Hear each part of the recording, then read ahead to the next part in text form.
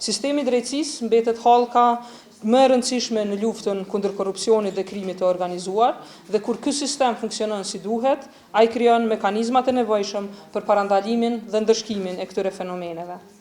Megjithatë, ndikimi i korrupsionit mund të cënojë edhe vetë funksionimin e drejtësisë, duke e shndruar atë nga një instrument i drejtësisë në një burim të padrejtësisë. Dhe gjitha këto pasoja, të marra së bashku, çojnë në një përfundim të hidhur në dobësimin e perspektivës së shtetit dhe humbjes së shpresës, veçanërisht tek të rinjt, të cilët përballë mungesës së mundësive për zhvillim, punësim e jetë dinjitoze, pastaj zgjedhin largimin nga vendi.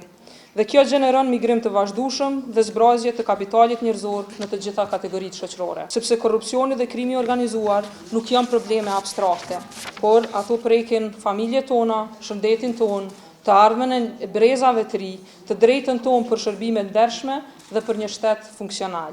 Dhe për t'i luftuar, së pari, duhet t'i kuptojmë dhe t'i shohim nga afër pasojat e tyre në realitetin e përditshëm.